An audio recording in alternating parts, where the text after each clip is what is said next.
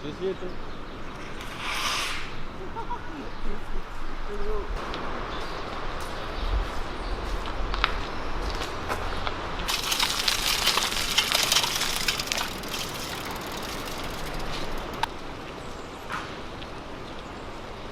Ouais, on le voit. Bon, il est pas ouf, mais on le voit. Bref, on voit ta grosse tête. Paru. C'est principal. Ah, fais pas trop le malin. Tes genoux fragiles là. Dans 5 minutes. Paul, je peux prendre ton vélo s'il te plaît. J'arriverai comme ça à Paris.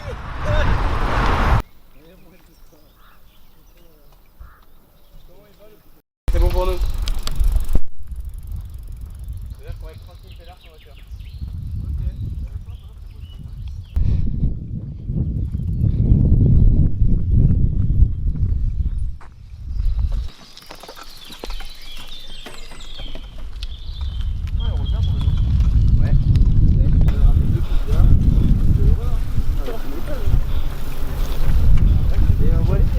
Salut. Bonjour à toutes et à tous. Résumé des J9 et J10 condensé. Pourquoi d'ailleurs? Qu'est-ce qui s'est passé? On avait un peu la flemme hier de faire Sur le stade, ça a été compliqué hier. Bon, petit résumé des J9 et J10. Rapidement, je commence. J9, une trentaine de kilomètres, donc on est parti de 9h. On est arrivé à Charité-sur-Loire. Donc, un des rares jours où on n'a pas trouvé d'hébergement, mais aucun problème. On a vu un très beau stade de foot, une belle pelouse. Peut-être que ça peut juridiquement se retourner contre nous, ce que tu es en train de dire. C'est pas faux, mais une belle pelouse quand même. Alors on était à côté de la pelouse. C'est ça. Oui. On n'a pas laissé traîner de déchets. Ça. Précisons, histoire que ça se retourne pas sur nous. Ouais. Enfin la moitié du parcours hier, donc c'est cool, on a fait plus de 275 km déjà. 9 jours qui sont passés plutôt vite et enfin du soleil, ça fait plaisir. Parce que 40 km sous la pluie, 42 pardon, c'est sympa mais bon, ça fait plaisir. Ensuite J10, donc une journée plus tranquille, 22 km seulement entre guillemets. Charité-sur-Loire Tauvenay, où on a été bien accueillis, merci encore à la mairie d'ailleurs, pour nous avoir prêté la salle des fêtes qui est juste derrière, dont Benjamin vous parlera juste après. Et on a fait donc 300 km sur 550. Voilà. Ce qui est plutôt pas mal, on avance bien. C'est respectable. On avance bien. J'ai d'ailleurs pu recommencer à courir depuis hier, ce qui est quand même assez notable. Ça fait plaisir. Ouais, même en tant que coureur, on a moins de kilomètres à faire, donc du coup on est content. Ouais, ça fait toute la différence. Ça. C'est vrai. Les petits relais 5-5-5, c'est vraiment pas mal. Et ça évite des blessures aux articulations. On y reviendra juste après. Donc un petit brief, puisqu'il reste 7 nuits. Au final ça passe super vite, je sais pas ce que vous en pensez. Non, c'est vrai. Petit brief sur les 7 prochaines nuits, et donc 8 jours avant d'arriver à Paris. Donc demain on a encore une salle des fêtes, puis le surlendemain un camping. Ensuite un gymnase nous attend, avec même une potentielle rencontre avec Madame le maire. On vous en parlera bien sûr au fur et à mesure sur la vidéo du jour, on développe pas plus. Après le gymnase, encore un camping, donc ça c'est le 4e jour, ouais. Le 5e, un gymnase, encore avec une rencontre avec le maire. Mardi, pour l'instant, on n'a pas trouvé de logement. Et le dernier jour, mercredi, on est accueilli à Rissorangis, donc par la mairie, et avec potentiellement une rencontre avec une association engagée pour le climat comme nous. Donc c'est cool. On se sentira un peu moins seul. Exactement. Ça va faire de belles rencontres. Ça va changer de cette semaine qui est, elle est sympa, mais c'est plus difficile. On a trouvé moins de gens avec qui communiquer. Moins de rencontres humaines. Ouais, mais c'est cool quand même. Je commence à avoir des difficultés à supporter les différents membres de l'équipe. Comme par exemple Walid et Benjamin. Antoine, ça va encore. Au hasard. Il est gentil, il prépare à manger, donc on dira pas de mal de lui là, pour l'instant. Comment ose-t-il? Bref. On va régler quelques comptes hors caméra, c'est pas grave. Octogone sans règle, j'arbitre. Je te laisse la parole Benjamin pour nous expliquer un peu comment ça se passe, comment on se débrouille de manière quotidienne, un peu nos journées après la course. Bon, déjà je vais commencer par les courses, parce que ça c'est les courses où quoi qu'il arrive c'est régulier, c'est toujours la même chose. Donc au préalable on voit l'état de chacun des coureurs, donc même les vélos en général, ceux qui font du vélo, donc par exemple Antoine ou Paul qui est malheureusement parti hier et qui nous manque déjà. Généralement ils prennent quelques kilomètres de course, donc généralement on voit avec tout le monde l'état de forme de chacun. Donc est-ce qu'il y en a qui ont mal aux genoux, est-ce qu'il y en a qui peuvent pas courir, est-ce qu'il y en a qui sont fatigués, qui ont besoin d'une pause. Et le lendemain on établit du coup un plan de relais pour les kilomètres, c'est-à-dire qu'au début on pensait que les coureurs allaient courir tout le long, donc faire 30 à 40 km par jour seul. Et en fait on s'est rendu compte qu'au-delà du défi physique que c'était, mais qu'on pouvait assumer, c'était surtout une torture pour les articulations. Et d'ailleurs on a eu une vague de blessés assez impressionnante. Donc du coup ce qu'on a décidé, c'est plutôt que de faire ça, on allait se relayer. C'est-à-dire que par exemple ce matin on a fait 21 km 22, ouais. On a fait 21 km et même sur 22 km on a décidé de se relayer. C'est-à-dire que là on était 3 coureurs à pouvoir courir ce matin. Et on avait 2 vélos, c'est-à-dire qu'il y avait 2 personnes qui devaient courir en permanence. Du coup on s'est relayé sur des 14-15 km. Donc on faisait chacun 15 km pour pouvoir arriver à destination. Aujourd'hui Antoine avait un peu mal au genou par exemple, donc on l'a pas fait courir. Et derrière on établit un plan suivant les profils de chacun. Typiquement Dimitri et moi on aime bien enchaîner nos courses. Si on a 14 km à faire, on fait les 14 d'un coup. Walid il préfère séparer un peu ses relais et faire 7 et 7 par exemple. Donc du coup on s'est relayé comme ça et on arrive à destination. Et du coup chaque jour, coucou Antoine, on établit nos plans comme ça. Retourne cuisiner. La place du Antoine c'est à la cuisine. Bref pardon. Et du coup on établit nos plans de course comme ça pour voir un peu comment on va faire notre course de demain. Et c'est tout. Il faut savoir que quand quelqu'un est vraiment fatigué et qu'on a une grosse course le lendemain, généralement on demande à une personne de faire de l'autostop pour avoir un seul coureur sur la journée et pas avoir 2 coureurs en permanence en même temps. Donc ça c'est pour les courses. Derrière pour tout ce qui est logement, généralement on s'organise en contactant les mairies au préalable et les campings. Donc généralement on trouve. C'est le cas par exemple d'aujourd'hui où le maire de Tauvenay nous a accueillis du coup dans la salle communale. Et quand c'est pas le cas, donc on se débrouille pour trouver un logement. Et par exemple c'était le cas hier au stade de la Charité-sur-Loire où on n'avait pas réussi à trouver de logement. Mais on a vu un stade et en cherchant un peu en fait on a vu qu'une des toilettes était ouverte. Et du coup on avait accès à des toilettes, à un robinet et même à une prise électrique. Et en fait on n'a pas besoin de plus. Surtout quand il fait beau comme ça, on a juste à planter les tentes, on s'est pas mis sur le terrain pour abîmer le gazon, on s'est mis juste à côté. Donc du coup comme Olivier Giraud on peut dire qu'on a campé à côté des buts. Et du coup on était très bien. Et on avait tout ce qu'il fallait puisqu'on avait l'eau, les toilettes et l'électricité directement à proximité. Et c'est aussi une des conclusions qu'on a faites, c'est que finalement on n'avait pas besoin de grand chose en fait pour pouvoir se déplacer et vivre. Parce qu'en général dans toutes les villes on trouve un supermarché pas très loin. Et avec 30 € de course on se débrouille pour pouvoir subvenir à nos besoins à 5 par jour. Et derrière à côté de ça juste une toilette ouverte et on a tout ce qu'il faut puisqu'on a le tente derrière pour camper. Il aurait pu pleuvoir, en fait on aurait campé sous les gradins, enfin à côté des gradins ou autre et on se serait très bien débrouillé. Mais c'est vrai que ça fait du bien d'avoir ce luxe là. Et derrière sinon pour la bouffe en général c'est Antoine qui nous prépare à manger et qui gère les ressources on va dire. Quel bel homme. Tu veux qu'on se pousse pour toi? Attends, on va se pousser pour toi.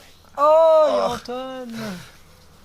Je l'ai En pas vu général, arriver, du coup, dis donc. soit là on a une salle communale donc on peut cuisiner dans une cuisine tranquillement, soit sinon on se débrouille, on a un réchaud donc on se débrouille au sol, dans la terre et tout va bien, on mange un lait de faim et du coup on est bien content. Pour tout ce qui est vaisselle c'est la même chose, on essaie de trouver une sortie d'eau comme ça et on fait notre vaisselle à la main et on se débrouille bien. Et pour dormir du coup soit on n'a pas de logement et on dort dehors dans les tentes, soit on a une salle communale comme aujourd'hui. Et dans ce cas-là, on dort à l'intérieur sur nos matelas et nos sacs de couchage. Et c'est quand même un confort en plus, parce que s'il pleut, on est quand même à l'abri.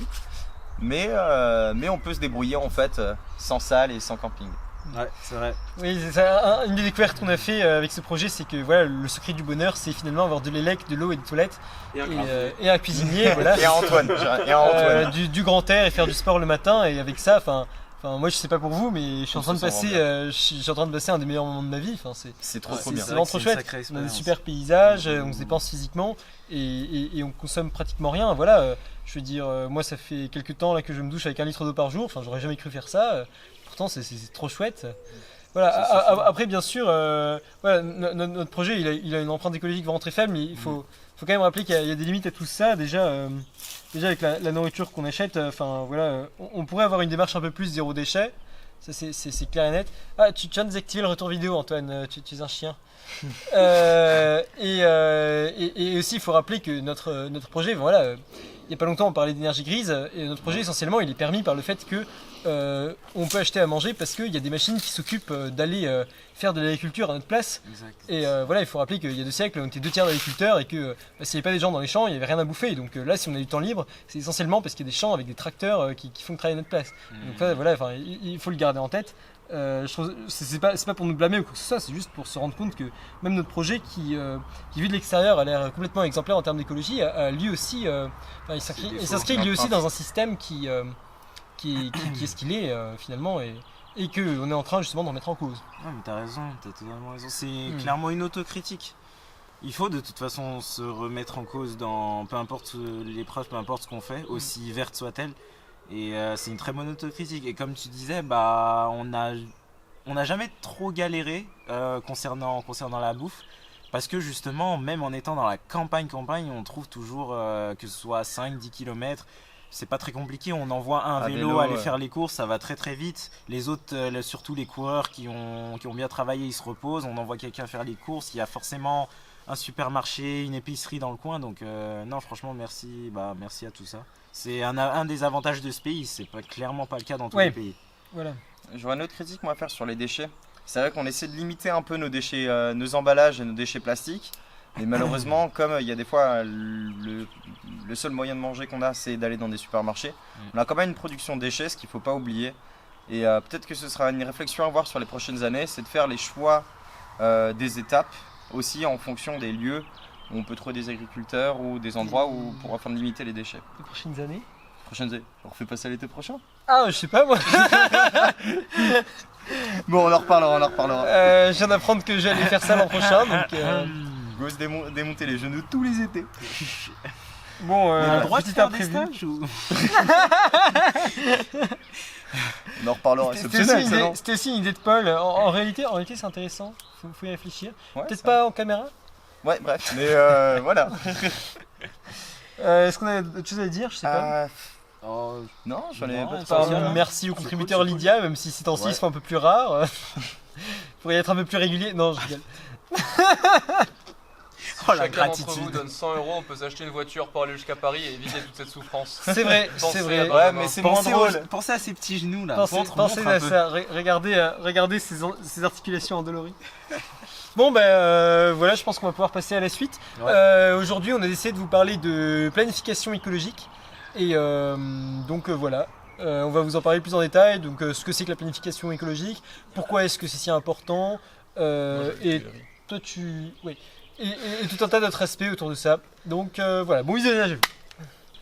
On a donc dit qu'aujourd'hui on allait parler de planification et voilà, avant de vraiment rentrer dans le sujet, je pense que c'est important de définir un petit peu la question qu'on est en train d'adresser. Donc voilà, la planification, qu'est-ce que c'est ? La planification, c'est le fait d'avoir une vision de l'objectif qu'on veut atteindre en tant que nation et se donner clairement une trajectoire définie qui permet d'atteindre ces objectifs-là. Donc la planification, c'est vraiment un truc qu'on entend beaucoup parler aujourd'hui dans l'actualité en parlant de planification pour l'écologie, mais c'est quelque chose de beaucoup plus vieux que ça. Dès la fin de la Seconde Guerre mondiale, en France et dans le monde, il y en a eu à tous les étages. En France, il y en a eu par exemple pour la construction des autoroutes, pour la construction des centrales nucléaires et pour la construction des chemins de fer, et ça a plutôt bien marché parce que du coup, voilà, aujourd'hui on a un parc de centrales nucléaires qui marche plutôt bien, on a des autoroutes qui font leur taf et on a des trains qui faisaient leur taf avant qu'on commence à désosser la SNCF un petit peu à tous les étages. Et aussi, voilà, c'est quelque chose qui existait beaucoup dans l'Union soviétique où on faisait des plans quinquennaux qui définissaient, voilà, cette année on a besoin de produire tant de quantité d'acier, on va produire ça, on va produire ça. Donc en gros, c'est quand l'État va un petit peu prendre les commandes de l'économie et définir les orientations dans lesquelles elle va agir. Et du coup, la planification, c'est un peu passé de mode dans les années 80 parce que les penseurs libéraux se sont dit, la planification, ça empêche l'innovation, ça empêche d'être à la pointe, et donc on va laisser le libre marché faire son taf. Et donc des gens comme Thatcher ou Reagan ont commencé à développer l'idée que c'était un petit peu à oublier ce concept-là, et donc pendant un certain temps on n'en a plus entendu parler. Et la planification, c'est vraiment un truc qui est revenu à la mode pendant la crise sanitaire en France en tout cas, où on s'est rendu compte que produire des masques c'était compliqué, on avait plein de trucs qui n'étaient pas disponibles au moment où on en avait besoin, et ce serait quand même bien que l'État ait une vision un petit peu cohérente sur l'économie pour faire en sorte que nos besoins vitaux soient accomplis en fait quand on a besoin qu'ils soient accomplis. Mais du coup on a recréé en fait un commissariat général à la planification, mais pour l'instant son rôle est vraiment de second plan et il n'a pas vraiment trop fait grand chose. C'est-à-dire qu'aujourd'hui en termes de planification on a simplement des objectifs qui sont définis, et en matière écologique par exemple on peut parler de la stratégie nationale bas carbone, c'est-à-dire que on va définir en fait l'objectif de réduction d'émissions qu'on a à une certaine échéance. Mais en fait, ce qui manque à ça, c'est qu'on n'a pas de trajectoire clairement définie, secteur par secteur, qui permet de l'atteindre. C'est-à-dire que, par exemple, si on prend le secteur de la construction, on dit, voilà, il faudrait qu'il y ait 500 000 rénovations de logements par an, mais derrière, ça marche pas en fait, parce qu'on se rend compte qu'on en a que 30 000. Et les raisons pour lesquelles ça marche pas, c'est parce que ces objectifs, ils prennent pas en compte comment on va former tous les travailleurs qui font ces rénovations, quels matériaux on va utiliser, comment on va les produire ces matériaux, et comment est-ce que ces rénovations vont être financées, et comment est-ce qu'ensuite on va contrôler que ces rénovations sont faites dans des bonnes conditions. Donc en fait on voit que la planification c'est quelque chose qui, pour réussir, doit avoir une vision vraiment transversale de la façon dont les choses opèrent, c'est-à-dire considérer l'aspect économique, considérer l'aspect physique, c'est-à dire est-ce que on peut faire ça dans le temps imparti? Est-ce qu'on peut former assez de travailleurs dans le temps imparti? Est-ce qu'on peut trouver les ressources? Où est-ce qu'on peut les trouver? Est-ce qu'on a des alternatives si jamais ça foire?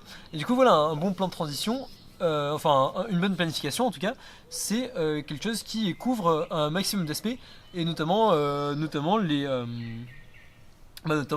aspects de pas juste de réduction de carbone, mais aussi des aspects d'acceptabilité sociale, de préservation de la biodiversité. Et donc on voit en fait qu'il y a énormément de paramètres à prendre en ligne de compte, et qu'il faut surtout pas laisser de zone d'ombre si on veut faire en sorte d'atteindre nos objectifs en termes d'écologie. C'est pour ça que du coup la planification est un outil essentiel et qui doit être le plus complet possible pour éviter de se retrouver dans une impasse et de se rendre compte qu'on est limité par un facteur. Et voilà. Et du coup, un des avantages de la planification, c'est que en annonçant en fait la direction dans laquelle l'économie va aller, typiquement en disant voilà, dans les prochaines années, on va rénover tant de logements, on va former autant de gens, on va produire tel matériau, ça permet en fait d'avoir une sécurité pour les investissements, c'est-à-dire que on sait où est-ce qu'il faut investir, on sait où est-ce que ça va marcher, et on sait ce dont on a besoin, et donc on va pas n'importe où en fait, on a une vision cohérente en tant qu'une société d'où est-ce qu'on va. Mais donc voilà, cette planification, qui est-ce qui l'apporte aujourd'hui en France? La personne qui en a le plus parlé, en tout cas dans les dernières périodes, c'est Jean-Luc Mélenchon. Enfin, je veux dire, la planification écologique était au centre de son programme, et il avait vraiment des idées cohérentes de comment la mettre en place, mais le problème c'est qu'on l'a pas élu. Donc à la place on a Emmanuel Macron qui nous parle de planification, sauf que lui on peut douter du fait qu'il ait honnêtement l'intention de le faire quand on voit par exemple le bilan de son précédent quinquennat, où il a été condamné 2 fois pour inaction climatique, où il a organisé une convention citoyenne pour le climat avant de la trahir complètement. Donc voilà. Et puis également il y a d'autres acteurs, notamment des ONG qui s'intéressent à la planification et qui essaient de travailler pour proposer des pistes. Il y a pas mal d'organismes qui s'en sont occupés. Moi aujourd'hui j'ai entre les mains le plan de transformation de l'économie française, qui a été fait par le Shift Project, qui est une association qui milite pour la décarbonation de la société. Je ne l'ai pas encore complètement lu, mais en tout cas, ce qui est intéressant à ce boulot-là, c'est qu'il présente une vision qui est vraiment très systémique de la transformation de l'économie, c'est-à-dire qu'il a fait dialoguer plein d'acteurs de l'économie, de différents secteurs, donc des gens qui sont vraiment dans les professions et qui s'y connaissent. Et il essaie d'aborder la question de la planification avec l'aspect de disponibilité des ressources, avec l'aspect des travailleurs, c'est-à-dire que, étant donné qu'il y a des secteurs qui vont décroître en activité, voilà où est-ce qu'on va retrouver de l'emploi.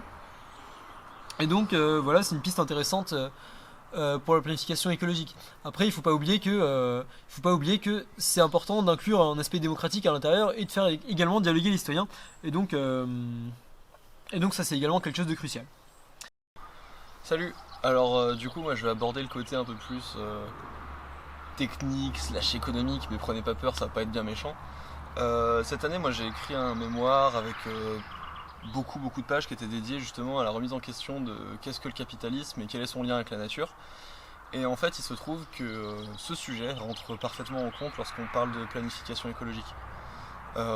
Pour définir rapidement quelques termes, quand on parle de capitalisme, on parle d'un régime où les moyens de production sont détenus par des propriétaires privés et où on autorise un libre marché qui ne soit pas réglementé. On part du principe que le marché va se réglementer tout seul, que ce soit en termes de prix, en termes d'offres, de demande, et donc que tout ce qui ne rentrera pas dans le marché sera considéré comme obsolète et donc que c'est normal que ça ne fonctionne pas.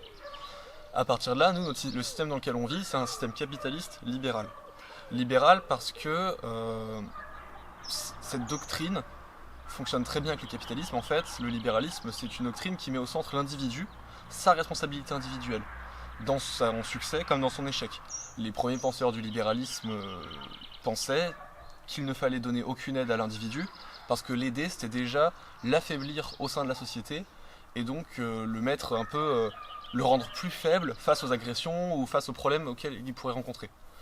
On voit des exemples de ce capitalisme libéral dans la privatisation des hôpitaux, dans la diminution des services publics, où en fait de plus en plus on va reléguer à des services privés la gestion des services publics. Donc on a pu voir ça sur la privatisation des autoroutes, on a pu voir ça sur le scandale des EHPAD récemment, qui sont gérés par Orpea, qui est une filiale privée, bien qu'il y ait des petites spécificités avec le public. Et donc derrière, pour ce qui est du libéralisme, en fait, on se retrouve aussi, par exemple, une idéologie libérale qui est très très marquée en France, c'est celle qui prévaut dans l'éducation, où en fait de plus en plus on paupérise l'école publique au profit du privé. Cela étant dit, deux choses. La première, c'est qu'il faut discuter de à quel point est-ce que le capitalisme et l'écologie sont viables entre eux. Et la deuxième, c'est de savoir si le capitalisme peut mettre en place une planification écologique, si une planification écologique peut être mise en place dans le système capitaliste libéral, et qu'est-ce qu'il faudrait sinon pour mettre en place cette planification. La première chose à voir, c'est que le capitalisme, c'est un modèle de société, un modèle économique qui est basé sur l'exploitation. L'exploitation des individus. La naissance du capitalisme, elle est toujours discutée, mais on peut soit la noter à partir du XVIIIe siècle, lors de la Révolution anglaise, où les gens des campagnes ont été poussés vers les villes pour être exploités dans les usines qui étaient détenues par des riches propriétaires, ou plus loin, lors de 1492, lorsque les Européens ont traversé l'Atlantique et ont créé les premières grosses colonies avec une véritable économie basée sur le trafic d'esclaves. Exploitation des humains, donc, mais exploitation aussi des ressources. On peut le voir sur les ressources non renouvelables qui diminuent à vue d'œil. Exploitation de la nature, puisqu'on va la détruire au profit de l'activité humaine, mais aussi on va l'utiliser au profit de l'activité humaine. On peut penser par exemple au caoutchoutier en Afrique, on peut penser à l'Amazonie qui petit à petit est déforestée pour planter de nouvelles choses à la place. Voilà. Ce rapport d'exploitation fait qu'il est très difficile de mettre en place une planification écologique. Pourquoi ? Parce que le capitalisme, en fait, le capitalisme libéral, ne pense qu'au lendemain, ne pense qu'au court terme. Pour exemple, le court terme, c'est le profit immédiat. C'est les dividendes qui vont être versés aux actionnaires à la fin de l'année. C'est ce qui petit à petit pressure les entreprises et les fait diminuer les profits, enfin fait agrandir les profits en diminuant la recherche ou en diminuant l'investissement. On voit ça par exemple lors du scandale avec Sanofi, lors du Covid. On s'est rendu compte qu'en fait un fleuron de l'industrie pharmaceutique qui était français a en fait fermé tous ses labos en France ou quasiment, tous ces labos de recherche pour se concentrer uniquement sur des recherches minimes, un nouveau shampoing, un nouveau médicament qui était rapidement productible, plutôt que de se fixer au long terme sur de la recherche fondamentale qui aurait pu permettre de prévoir des épidémies, de permettre de nouvelles technologies. On peut penser à la nouvelle technologie qui avait servi pour faire le vaccin. Voilà. Cette recherche du court terme, en fait, elle ne permet pas de planifier des choses à long terme, ou en tout cas à très long terme, puisque planifier au long terme, c'est déjà investir maintenant, et donc se permettre de se dire que je vais diminuer mes profits maintenant pour les agrandir plus tard. Ce qui n'est clairement pas l'idée dans la phase libérale, voire néolibérale telle qu'on la vit aujourd'hui. Derrière, pourquoi est-ce que la planification n'est pas compatible avec le capitalisme libéral ? C'est, encore une fois, ce rapport d'exploitation de la nature. Comment concilier quelque chose qui va nous permettre de planifier écologiquement comment moins polluer ou comment être plus résilient à l'échelle d'un pays, à l'échelle de la planète, pourquoi pas, soyons un peu idéaux, avec le fait que le capitalisme a besoin d'exploiter, de polluer, le système capitaliste libéral a besoin d'exploiter, de polluer, de toujours aller chercher plus de ressources pour fonctionner. En fait, on pourrait voir le système dans lequel on vit comme un bonhomme qui courrait vers une falaise, il ne sait pas où est-ce qu'il est, mais à l'instant où il s'arrêterait de courir, son cœur s'arrêterait par exemple. Donc il y a un moment où il va arriver à sa chute, mais peut-être qu'il pourrait la précipiter s'il s'arrêtait de courir avant. Et donc dans ce sens-là, le capitalisme libéral, le système dans lequel nous vivons, ne peut arrêter l'exploitation et ne peut arrêter ou ne peut reconsidérer tout simplement son modèle d'exploitation. À partir de là, cela étant dit, on peut rechercher qu'est-ce qu'il nous faudrait pour arriver à une planification écologique. La première chose qui nous en empêche, en fait, vient des fondements même de l'idéologie capitaliste libérale. À savoir que, en privilégiant le marché privé, en privilégiant la détention des moyens de production par des propriétaires privés, on empêche une action de l'État qui est primordiale et nécessaire dans la mise en place d'une planification écologique. Pourquoi ? Parce que l'État, contrairement à une entreprise, il est là pour des dizaines, des centaines d'années, et ses droits, en fait, sont beaucoup plus importants que celles d'une entreprise. L'entreprise est disposée sur un sol qui appartient à un État. L'État est toujours la puissance supérieure à l'entreprise, en fait. Et donc, c'est cet État qui doit prendre en charge la planification écologique. En le privant de ses entreprises publiques, en le privant de ses marchés publics, on le prive en fait de sa planification, puisque c'est à lui en fait d'investir l'argent pour permettre de retrouver derrière une activité qui puisse permettre de lancer cette planification. Derrière aussi, un peu plus subtil on va dire, le libéralisme encourage à la responsabilité privée, à la responsabilité de l'individu. C'est-à-dire qu'en fait on oublie le collectif. Et imaginer une transition écologique, imaginer une planification écologique, c'est penser aussi en termes de communauté. En fait, quel est l'impact immédiat d'une planification écologique ? C'est qu'on va, admettons par exemple pour la rénovation des bâtiments, on va encourager, on va privatiser, admettons, une grande entreprise pour faire la rénovation des bâtiments. Cette entreprise, elle va avoir des chantiers partout en France, donc potentiellement créer des filiales partout en France, ou envoyer des travailleurs partout en France. Qu'est-ce que ça va faire ? On crée des emplois, garantis par l'État, donc avec un salaire minimum et un taux d'emploi qui sera supérieur à la moyenne. On se garantit le fait que du coup on va sortir du chômage plein de gens. L'activité économique qui va être créée en fait va non pas être redistribuée à des actionnaires qui vont faire sortir les capitaux de France, mais qui vont être redistribués dans les territoires. Je m'explique, je suis un travailleur, j'habite Lyon. Et je dois aller travailler dans une campagne à 30 km pendant 3 ans, admettons, et peut-être qu'il y aura encore d'autres choses après. Et bah peut-être que je vais aller m'installer à 30 km de là, dans une campagne qui auparavant n'était plus habitée. Ce qui veut dire que ça va stimuler localement l'économie. Cet argent que je vais recevoir, je vais pouvoir le retransmettre aux bars, aux producteurs, aux restaurants, à plein de choses qui vont m'entourer, qui vont faire revivre la vie dans les petites villes qui sont abandonnées, potentiellement redynamiser aussi l'activité dans les campagnes, potentiellement aussi ramener des gens dans l'agriculture, et on reviendra faire un sujet dessus, et donc ainsi revitaliser l'économie du pays en entier. Puisque là, ce qu'on voit, c'est que petit à petit, les petites villes se désertent au profit des grandes agglomérations. À partir de cela, du coup, ce qu'on peut se dire, c'est que pour une transition écologique, pour une planification écologique, ce qu'il nous faut, c'est à la fois cette considération du fait qu'il nous faut du commun, il faut faire commun avec les autres, il faut arriver à localement faire des attaches, arriver à localement retrouver tous ces services qu'il y avait auparavant. La poste, le train, les autoroutes, les restaurants, les bars, les boulangeries. Et derrière aussi, il faut arriver à garantir une privatisation par l'État.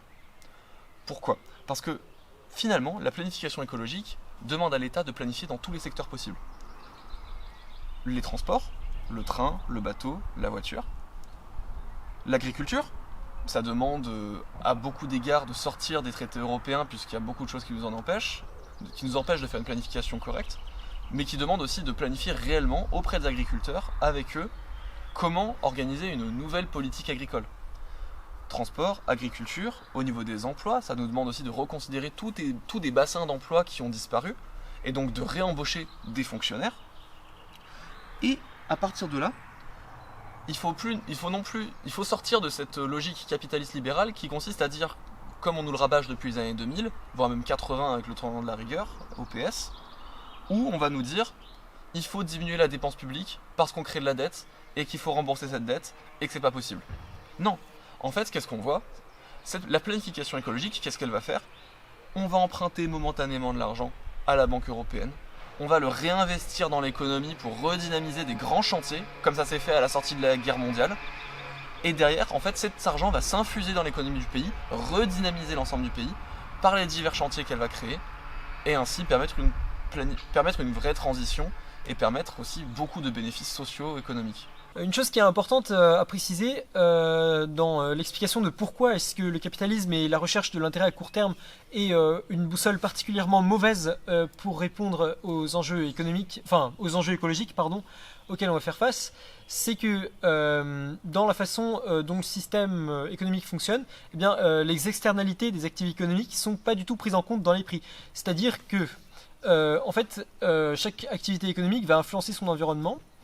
Par exemple, mettons que je sois un pêcheur, je vais ramasser du poisson et je vais le vendre, eh bien, je ne vais pas du tout payer ce poisson que j'ai ramassé. Quand je suis un agriculteur et que je vais balancer plein de pesticides sur mon champ, eh bien, je ne vais pas payer pour la biodiversité que je détruis.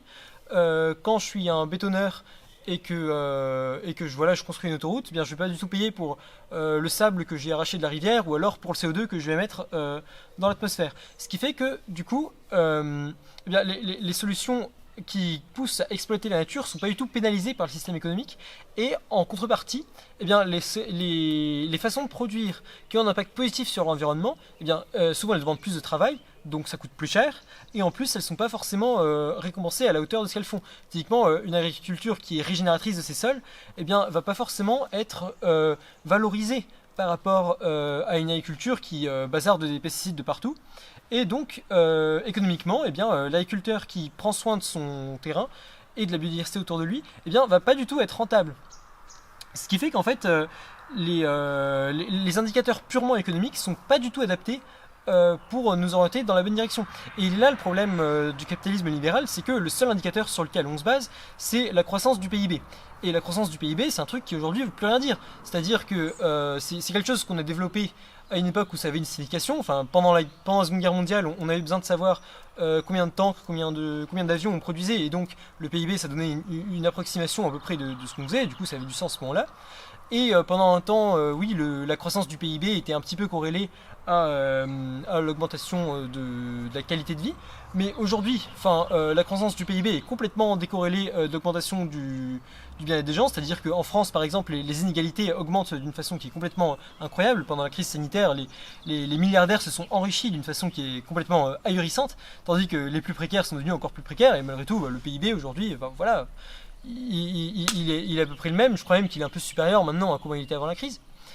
Mais du coup, voilà, la planification, elle est importante parce qu'il faut réguler la façon dont l'économie fonctionne.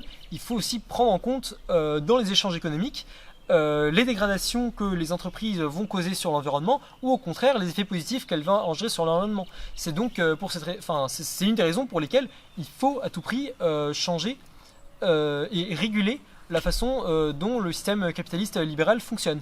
Et également se baser sur des nouvelles boussoles, donc de nouveaux indicateurs, typiquement le bien-être des gens, la santé des gens, la qualité des sols, la qualité de l'air, et arrêter de baser toutes les politiques publiques sur le niveau de dette ou alors la croissance du PIB. Aujourd'hui, il faut se rendre compte que c'est aberrant, et qu'en démocratie, il faut que les citoyens décident ensemble de ce qui est important pour eux, et qu'on oriente l'économie d'une façon qui fait que ça fonctionne. Tout à l'heure, je revenais sur le fait qu'il était très important pour l'État de nationaliser des grandes entreprises. Alors, pour le comprendre, en fait, on peut revenir à la sortie de la guerre aux États-Unis, quand ils ont voulu redémarrer l'économie, à la sortie de la guerre même en France. Qu'est-ce qui s'est passé ? Pourquoi est-ce que, par exemple, le pôle pharmaceutique en France, pourquoi est-ce que le pôle nucléaire, pourquoi est-ce que le ferroviaire est aussi fort aujourd'hui ? C'est qu'il y a eu un temps où l'État a pris en charge des grands travaux, a pris en charge de grandes boîtes, avant de les privatiser. On peut penser aux autoroutes, aux ferroviaires petit à petit, etc. Et leur a permis de monter.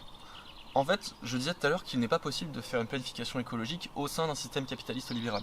Mais on peut aussi inverser la chose en disant qu'il n'est pas possible de faire une planification écologique sans nationalisation. Pourquoi ?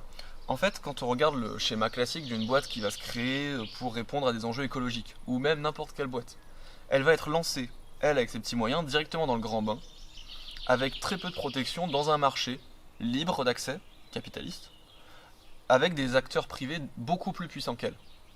Donc comment ça va se passer ? On peut voir l'exemple avec Google et qui rachète plein de petites entreprises de tech. Et bah la petite entreprise, elle va trouver une technologie sympa, elle va avoir une activité sympa, et puis le jour où elle commencera à menacer un peu ou faire de la concurrence à des plus grosses entreprises, elle va se faire racheter. Et donc en fait, schématiquement, on a des grandes entreprises qui vont empêcher plein de petites de monter, et sans protection, on n'aura pas la création de grands pôles, de grandes industries qui permettront de prendre en charge des grands travaux en France. De ce point de vue-là, la nationalisation est très importante. On a pas mal parlé de planification et c'est vrai que ça peut paraître un petit peu abstrait parce que voilà, on a du mal un peu à imaginer à quoi ça pourrait ressembler, mais quelque chose d'important à garder en tête, c'est que une planification écologique en France, ce serait vraiment quelque chose d'énorme et qui impacterait nos vies d'une façon vraiment extraordinaire. C'est-à-dire que tout d'un coup, on aurait des chemins de fer qui seraient créés un petit peu partout, on aurait des gares qui fleurissent un peu à droite à gauche. En ville, on aurait par exemple plein de fret en vélo. On aurait des centaines de milliers de logements qui seraient rénovés. Mais il y aurait aussi des secteurs qui diminueraient beaucoup. Par exemple, il y aurait beaucoup moins d'employés dans l'aviation et énormément de reconversions d'un secteur à l'autre. Typiquement, vous vouliez être pilote de ligne, tant pis, vous serez agriculteur.